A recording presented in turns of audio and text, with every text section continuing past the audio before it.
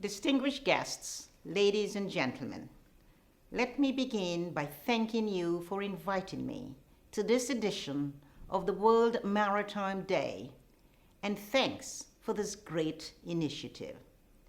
We are here today to discuss new ways to support a green transition of the maritime sector for a sustainable future, and to do so in an inclusive way through efforts in new technologies for greener shipping, developing and sharing technological innovations for zero and low emission maritime transportation.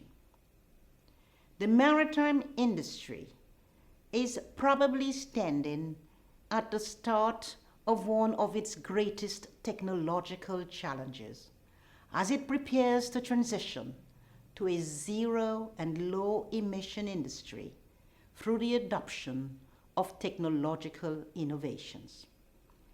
It is a necessary step since it has been unequivocally proven that human-made emission of greenhouse gases has begun to change our climate and is already affecting our lives in a tangible manner. Recent years have shown a significant increase of surface temperatures, ocean warming, sea level rise, and more frequent floods and fires. The International Maritime Organization's initial greenhouse gas strategy, developed under the commitments of the Paris Agreement, has helped to accelerate the momentum of decarbonization and the efforts being made within the shipping industry, becoming a very practical priority as the human-made emission of greenhouse gases has begun to change our climate and is already affecting our lives in a tangible manner. International cooperation for the mitigation of greenhouse gas emissions remains a challenge, and it is crucial, and indeed a crucial element for decarbonizing the industry globally. We are already starting to witness the emergence of innovative energy-saving measures, zero carbon renewable fuels, and the use of modern renewable energy technologies such as wind and solar propulsion technologies. But these efforts need to be accelerated to meet the goals of the Paris Agreement. Today is therefore a very good example of our support for action that is urgently needed. Decarbonizing the maritime industry will need to address ships as well as ports. Resilience and cooperation remain necessary as we address global problems such as climate change in the international arena of the maritime industry. Green technologies are essential for providing the technical means and for enabling maritime transport without greenhouse gas emissions. The green technologies we see emerging today are truly exciting, with the emergence of modern energy-saving devices, the harnessing of renewable energy, as well as zero carbon fuels. As a result, and as we move forward, future ships will need to be sustainable and will always need energy. Meeting these needs requires a combination of innovative energy efficiency measures and developing sustainable energy sources. Innovative ship designs, electrification, waste heat recovery, and drag reduction via hull air lubrication systems and new anti-fouling systems are just a few of the technologies that will reduce the energy needs of ships.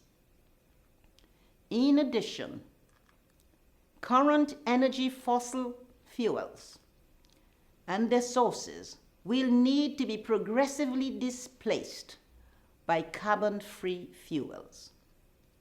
Renewable energy derived from wind and solar systems directly on board the ship is expected to become a significant contributor to future maritime energy needs.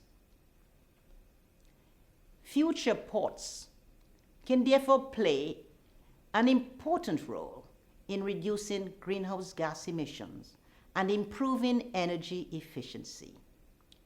Ports and terminals are essential nodes in the maritime transport network. Ports are also a frontier for pollution, with various anthropogenic inputs owing to their large consumption of fossil fuel and there being unavoidable sources of concentrated maritime transport emissions. The role of ports in climate change mitigation through the reduction of greenhouse gas emissions, and particularly carbon emissions, has received significant attention by port authorities in recent years due to the increasing pressure to improve environmental credibility and relevant policies as well as regulations. Operational and technical measures are not a one-size-fits-all because of the different port strategies, pollutants that are targeted, operations and management, terminal type, and the size as well as the geography. Economic considerations, not to forget competitiveness. In this sense, the maritime community should be able to think innovatively in order to overcome the challenges ahead. The World Maritime University, WMU, will play its part. It is striving to advance research and education to ensure that the capacities are built, and are built indeed worldwide, for sustainable energy and the technologies that go along with it in the maritime sector, and to help the maritime stakeholders reduce the emissions of greenhouse gases as well as air pollutants, contributing therefore directly to the UN SDG Goal 13 on climate action and the UN SDG 7 on affordable and clean energy. In light of the above, WMU has an important teaching and research role to play. It has done so by launching the Maritime Energy Management Specialization in 2016. Its educational stream relating to maritime energy management is a direct and effective mechanism for addressing greenhouse gas emissions. WMU is strongly committed to the United Nations Sustainable Development Goals, and in particular Goal 13, and works to support the achievement of sustainable and energy-efficient maritime and ocean industries. Since 2016, WMU has offered an MEM specialization. In 2018, WMU launched a new postgraduate diploma program in maritime energy management by distance learning. And this was in order to reach an even wider audience.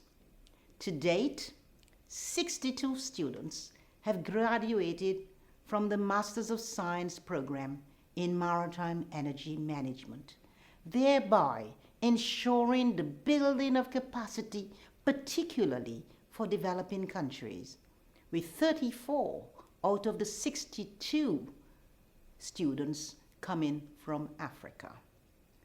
Our graduates are able to support their ministries on their return home, their institutions and their industries in their home countries. In this way, they are able to contribute to the global effort towards phasing out greenhouse gas emissions from international shipping. As we face one of the most challenging periods of our times, and among the greatest of challenges, we need to take into consideration the big picture and to remind ourselves of the need for common strategies. Global research, education, and development, including common funding mechanisms, will be key to the successful development and the deployment of zero and low emission maritime technologies. These innovations will benefit developing and developed countries, not only in terms of their infrastructure and their facilities, but also in contributing to the global common goals of successfully deploying zero and low emission technologies in the maritime sector.